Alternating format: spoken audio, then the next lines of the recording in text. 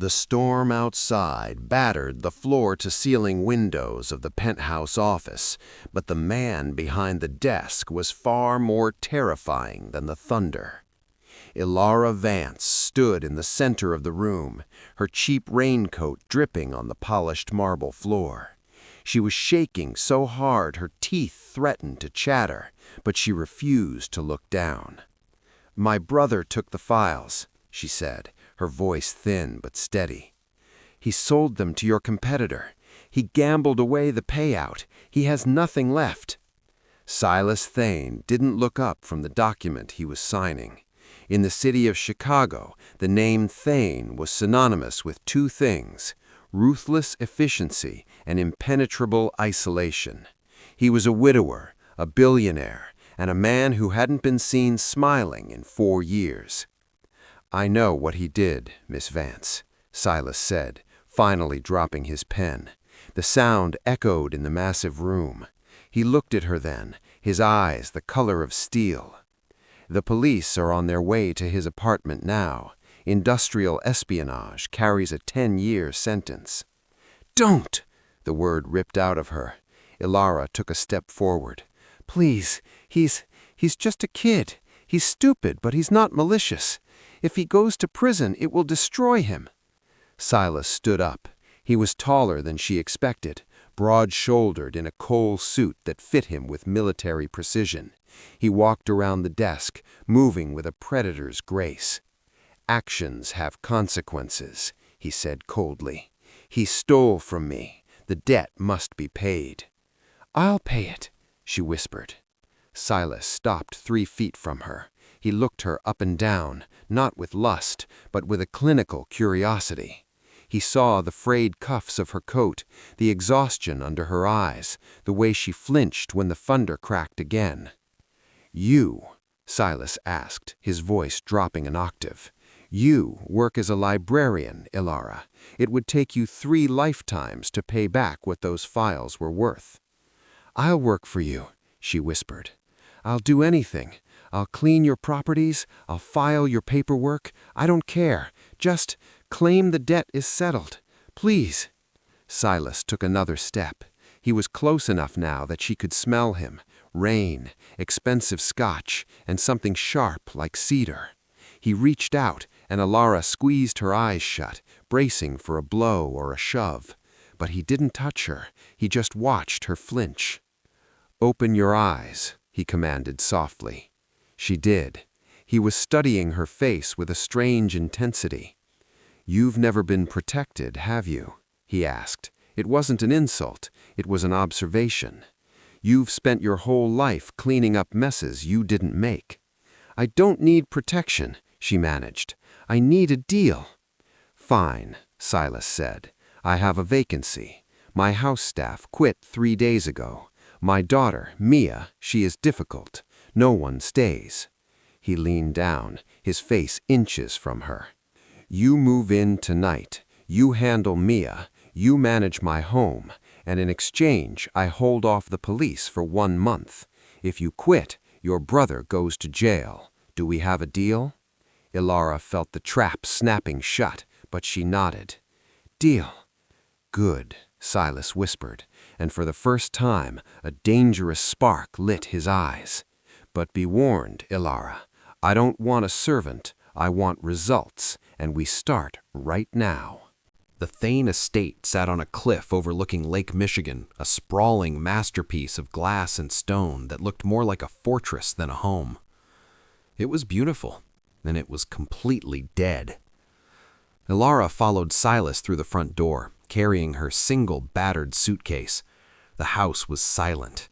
Not the peaceful silence of a library, but the heavy, suffocating silence of a place where joy had been systematically removed. "Her room is at the end of the hall," Silas said, not bothering to take off his coat. "She eats at 6 p.m., she goes to bed at 8 p.m., she does not speak." "She doesn't speak?" Elara asked, hurrying to keep up with his long strides. "Not a word, not since her mother died 2 years ago." Silas stopped at a white door. He didn't open it. He stared at the wood like it was a physical barrier he couldn't cross. Doctors say it's selective mutism, trauma. I say she's just stubborn. He turned to Elara. Fix it, and maybe your brother stays free. He walked away toward his study, leaving Elara alone in the hallway. She took a deep breath and knocked softly. No answer. She pushed the door open. The room was pristine. Expensive toys lined the shelves, untouched. Sitting in the center of the floor, facing the window, was a tiny girl with wild, curly hair. She didn't turn around. "Hi, Mia," Elara said softly, sitting on the floor near the door. "I'm Elara. I have a brother who gets in trouble a lot too." Mia didn't move. Elara didn't push. She knew what it was like to want to hide from the world. Instead, she opened her suitcase and pulled out a worn paperback book, The Secret Garden. "I'm just going to read for a bit," Elara said to the air. "You don't have to listen." She began to read. Her voice was gentle, filling the cold room with warmth. For 20 minutes, nothing happened. Then, out of the corner of her eye, Elara saw movement. Mia had turned her head, just an inch, but she was listening. Elara kept reading until her throat was dry. When she finally stopped, the silence that rushed back in felt different, lighter. She stood up to leave. "Tomorrow," Elara whispered, "we'll find out what's inside the garden." As she closed the door, she turned to find Silas standing at the end of the hall, watching her from the shadows. His expression was unreadable, but he wasn't looking at his phone or his watch. He was looking at her. 3 days into her stay, Elara learned that the silence of the house was actually a scream. Silas was a ghost. He left before dawn and returned after dark. He provided for Mia financially, the best food, the best clothes, the best doctors. But he never touched her. He never held her. It was as if he was afraid he would break her. On Thursday evening, disaster struck. Elara was setting the table for dinner, a pointless ritual since Silas usually ate in his study, when a loud crash echoed from the kitchen. She ran in to find Mia standing over a shattered ceramic bowl. It wasn't just any bowl. It was an intricate, hand-painted piece that looked irreplaceable. Mia was trembling, her eyes wide with terror. She wrapped her arms around herself, bracing for the yelling. "It's okay," Elara said quickly, rushing forward. "Mia, honey, don't move. You'll cut yourself." "What happened?" Silas's voice boomed from the doorway. He stood there, tie loosened, eyes blazing. Mia flinched so hard she nearly fell into the shards. Elara didn't think. She threw herself between the billionaire and her daughter. "It's an accident," Elara said, her voice shaking but defiant. "She slipped. Don't you dare yell at her." Silas froze. He looked at the broken pottery, then at his terrified daughter, and finally at the woman standing guard like a human shield. The anger drained out of his face, replaced by something that looked painfully like shame. "I wasn't going to yell," he said quietly. He walked into the kitchen. Elara tensed, ready to grab Mia and run. But Silas didn't go to the mess. He went to Elara. He reached out and took her hands. They were trembling violently. "You're shaking," he murmured. "Why are you shaking, Elara?" "Because people yell when things break," she whispered. "That's what people do." "Not here," Silas said. He looked down at her hands, his thumbs brushing over her knuckles. His skin was rough, warm, and shockingly gentle. "In this house," Silas said, his voice low and rough, "things are just things. They can be replaced. People cannot." He knelt down, ignoring the expensive suit trousers pressing into the kitchen floor. He looked at Mia. "Are you hurt, little bear?" he asked. Mia shook her head, her eyes huge. "Good," Silas said. He picked up a shard of the blue pottery. "It was ugly anyway. Your mother bought it at a garage sale. She hated it, but she kept it because it made her laugh." He looked up at Elara. "Thank you for protecting her, even from me." He stood up, his gaze lingering on Elara's face. The heat of his stare made her breath hitch. "I think," Silas whispered, "that I have a lot to learn from you." The peace didn't last. It never did. On Saturday morning, Elara's phone buzzed. Jax. She took the call in the pantry, whispering. "Did you talk to him?" Jax asked. "No hello, no are you okay?" "Is the debt gone?" "I'm working on it, Jax. It's only been a week." "A week is too long. I have other debts, Elara. People are asking where I am. I need cash. Does he keep cash in the house? You're in the mansion, right?" "I am not stealing from him, Jax. I am saving your life. Stop asking." "You owe me, Elara. Mom left me to you. You're supposed to take care of me." "I am trying." Tears pricked her eyes. "But you have to stop." The pantry door opened. Silas stood there. He didn't look angry. He looked lethal. He held out his hand. "Phone." "Silas, please, he's just—" "Phone." She handed it over. Silas put it to his ear. "This is Silas Thane." On the other end, silence. "Listen closely, you parasite," Silas said, his voice terrifyingly calm. "Your sister is currently working off your mistakes. She is scrubbing my floors and caring for my child because you are too weak to face your own consequences." He paused, listening to Jax's stammering. "If you ask her for a single dime, if you stress her out, if you even make her frown," Silas lowered his voice to a whisper, "I will rescind our deal, and the police will find you within the hour. Do you understand?" He hung up and tossed the phone onto the shelf. Elara was staring at him, wide-eyed. "You didn't have to do that." "Yes, I did." Silas stepped closer, backing her against the shelves. The pantry was small, and suddenly it felt very intimate. "Because," he said, staring at her mouth, "you belong to this house now, and I protect what's mine." He pulled back abruptly, as if he realized what he'd said, and walked out without looking back.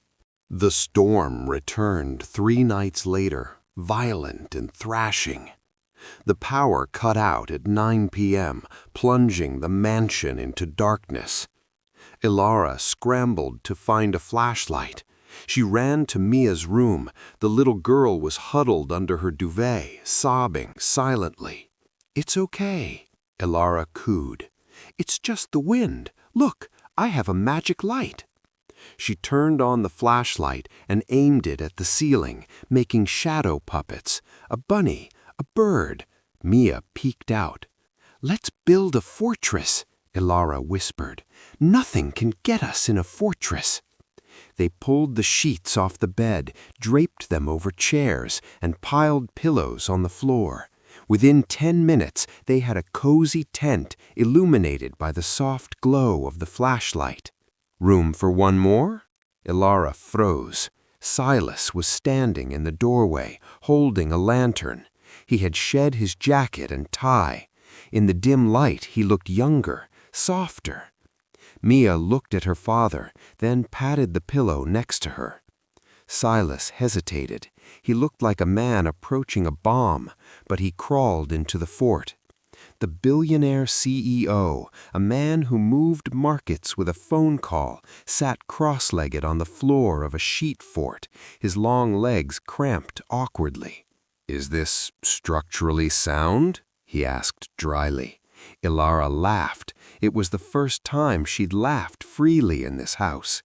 "It's fortified by imagination, indestructible." Silas looked at her laughing face, the way the flashlight caught the gold in her eyes. His expression softened into something painful and raw. "I haven't done this," he said quietly, "since before." He looked at Mia. "I'm sorry, little bear. I've been away. even when I was here." Mia reached out and took her father's large hand in her tiny ones. And then a miracle. "Daddy," Mia whispered. Her voice was raspy from disuse, tiny and fragile. "Stay." Silas stopped breathing. Tears, instant and unchecked, spilled down his cheeks. He pulled Mia into his chest, burying his face in her hair. "I'm staying," he choked out. "I'm staying right here." Over Mia's head, Silas's wet eyes met Elara's. The look he gave her wasn't that of a boss or a creditor. It was the look of a drowning man who had just been handed a lifeline. If this moment melted your heart, hit that like button right now. In the darkness of the fort, surrounded by sheets and shadows, the debt was forgotten. Something else was taking its place, something much more dangerous. Hope. The invitation arrived on thick cream-colored cardstock, the Thorn Foundation Annual Gala. "I need you to attend," Silas said, tossing the invite onto the kitchen counter, where Elara was helping Mia with a puzzle. Elara looked up, wiping flour from her hands. "Me, Silas? I'm the help. I don't go to galas." "You aren't the help," Silas said firmly. He walked over, picking up a puzzle piece and clicking it into place. "You are the reason my daughter is speaking again. That makes you family. Besides, the board expects to see me happy. A happy CEO is a stable CEO. So I'm a prop? You're my partner." The weight of the word hung between them. "For the evening." 2 nights later, Elara stood in front of the mirror in the guest room. She didn't have a gown. She wore a simple black dress she'd bought at a thrift store years ago.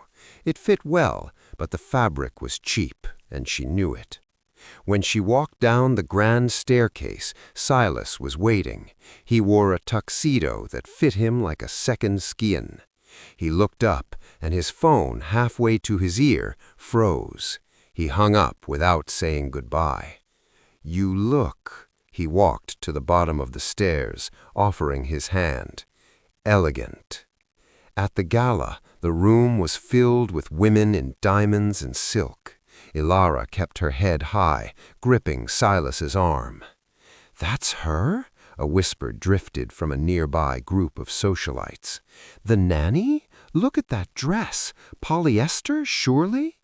Elara stiffened. She tried to pull her arm away, shame burning her cheeks. Silas clamped his hand over hers, trapping it against his side. He turned, guiding her directly toward the women who had whispered.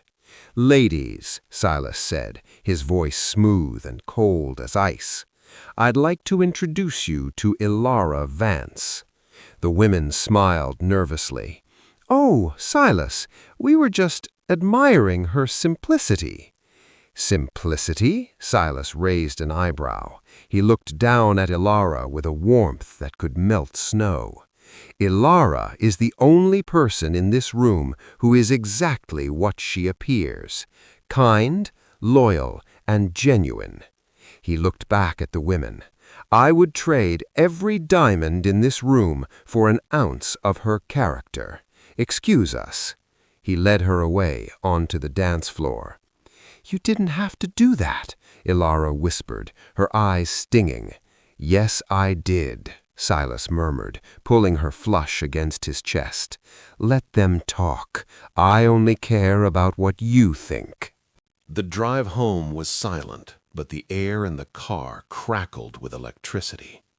When they entered the silent house, Silas didn't go to his study.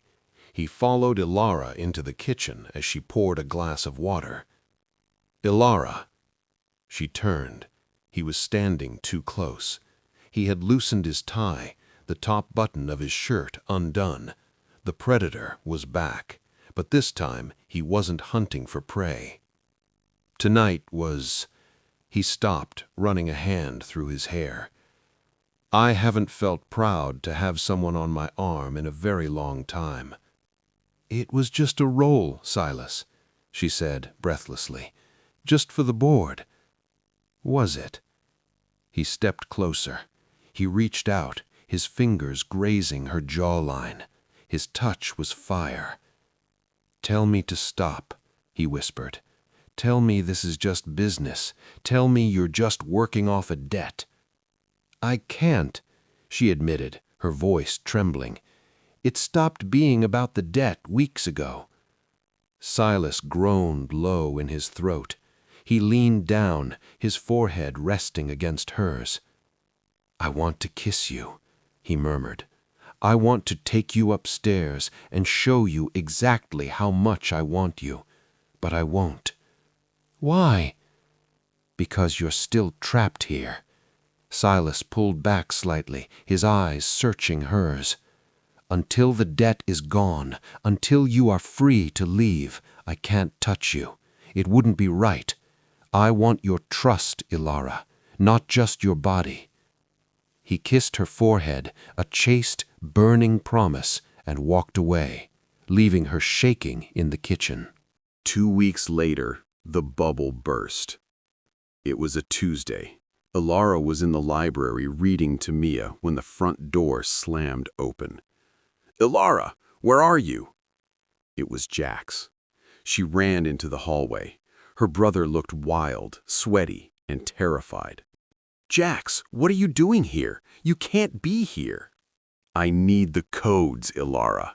He keeps them in the safe in the study. I know you know the combination." "What? No." Elara grabbed his arm. "Get out. He'll be home any minute." "I owe the wrong people, Elara. They're gonna kill me. Just give me the combination. You see him type it in." "I don't know it." "Liar." Jack shoved her. She stumbled back, hitting the wall. Suddenly, the front door opened. Silas stood there. He took in the scene instantly, the shouting brother, the terrified Elara. But then, Jax did something unforgivable. "She helped me," Jax screamed, pointing at Elara. "She told me when you'd be gone. She let me in." Silas went still. The warmth, the affection, the vulnerability from the last few weeks vanished instantly. The steel walls slammed back down. "Is that true?" Silas asked, his voice dead. "No!" Elara cried. "Silas, no! He broke in." "I have the text messages," Jax lied, desperate. "Check her phone." Silas looked at Elara. He looked at the woman who had built forts with him, the woman he had almost kissed. "I trusted you," Silas whispered, and the heartbreak in his voice was worse than his anger. "Security," Silas barked. 2 guards appeared from the perimeter. "Take him. Call the police." He looked at Elara. "Pack your bags. You're done." Do you think Silas will forgive her? Subscribe to see the ending. Chapter 9. The Sacrifice. No. Elara didn't move. The guards were dragging a screaming Jax away. Silas was turning his back on her. "I said pack your bags," Silas growled. "No." Elara stepped forward. "I am not leaving Mia, and I am not leaving you. You let a thief into my home." "He is my brother," Elara shouted, "and I have spent my entire life cleaning up his messes. But I didn't let him in, I didn't help him, and I am done being punished for his sins."